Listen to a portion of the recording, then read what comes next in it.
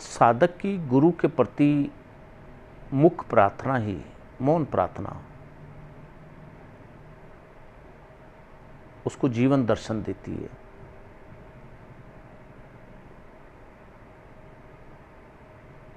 मौन प्रार्थना में करने में उसके अंदर आदर भाव जागृत होता है, गुरु के प्रति स्नेह जागृत होता है। साधक के अंदर आदर भाव जैसी जागृत होगा, स्नेह जागृत होगा, तो कृत्य भी जागृत होगा, उसका कर्म भी जागृत होगा संस्कारित भाव में साधक का। तो लगातार गुरु की प्रार्थना, गुरु का मंत्र जाप करते हुए जो भाव जागृत होता है, जो स्नेह जागृत होता है, जो उसको संस्कारित भाव में जो जीवन दर्शन और उसके शरीर में जो तेजस्ता आती है, तो हृदय के अंदर अनाहत पैदा होता है। अनाहत मतलब गुदगुदी पैदा होती है, खुशी पैदा होती है कि मैं अच्छा कर रहा हूँ, मैं पीछे नहीं हूँ। एक प्रेरणा मिलती है गुरु के प्रति। और जब गुदगुदी पैदा होती है, गुदगुदाहट पैदा होती है, तो शरीर पूरा प्राणगत अवस्था आनंद के साथ हिलोरे खाने लग जाता है साधक के जीवन में। आनंद के साथ हिलोरे खाता है तो गुरु के प्रति वो ज़्यादा और नज़दीक चला जाता है।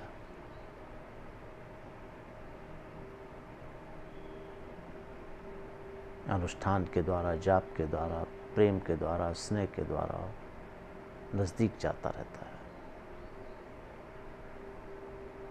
और कभी कभी बिछोह भी पैदा होता है, बेचैनी भी पैदा होती है, छटपटाहट भी पैदा होती है। मस्तिष्क में विचार आते हैं। घबराना नहीं चाहिए कि भाई कल मैं साधना के पथ में था, तो 10 दिन से मुझे इतना आनंद आ रहा था, तो अब छटपटाहट पैदा हो रही है, ये क्यों हो रहा है? कभी चिंतन, शून्य अवस्था में रहना चाहिए, चिंतन नहीं करना चाहिए। छटपटाहट ये तो मिलन की अवस्था है, ये बेचैनी की अवस्था है, छटपटाहट की अवस्था है। जैसी छटपटाहट तुम्हारे हृदय में होगी तो गुरु के हृदय में तो स्वाभाविक बात है।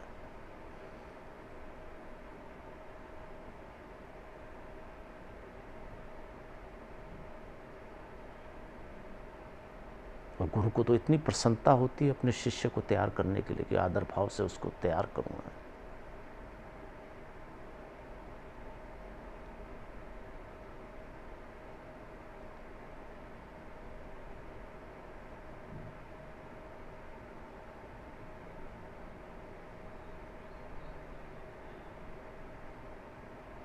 और इन दोनों अवस्थाओं में गुरु देखता हुआ, छटपटाहट और आनंद देता हुआ उसको आगे पथ की तरफ, साधना मार्ग की तरफ खींचता चला जाता है।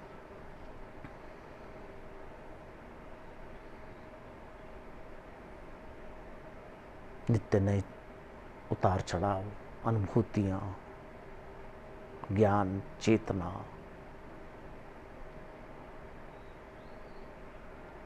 देता हुआ उसको, साधना पथ को देता हुआ शिष्य फिर आगे जाकर गुरु पथ की तरफ निकल जाता है।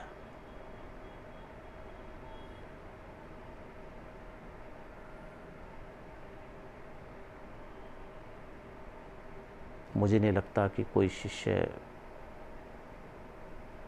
बगैर गुरु के किसी देवी देवता की साधना करके उसको इतना आनंद मिलेगा।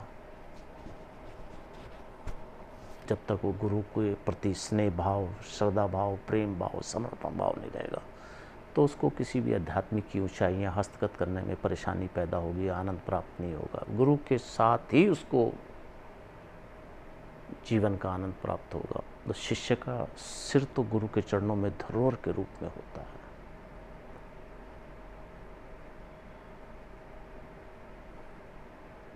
तो लगातार तुम्हारे कपाल पर प्रहार करता रहता है गुरु, अग्रसर करने के लिए, चेतना देने के लिए, श्रेष्ठता देने के लिए, आंतरिक अवस्था के गठजोड़ को और बाहर की अवस्था के समन्वय करने के लिए। ऐसा नहीं होता कि सदगुरु एक ही अवस्था को, एक ही आंतरिक अवस्था को चेतन करे। वो दोनों अवस्थाओं को श्रेष्ठता के साथ गुरु जी शिष्य को देते हुए समाज के सामने अग्रसर करते हैं। इसी को मिलन पथ कहते हैं, गुरु पथ कहते हैं, और इसी को जग का पथ कहते हैं, समाज का पथ कहते हैं।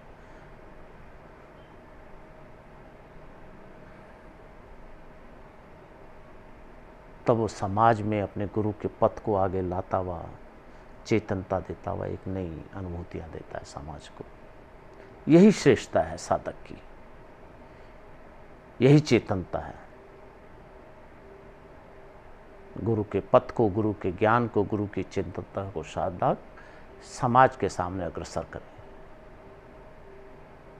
ऐसा साधक धन्य होता है।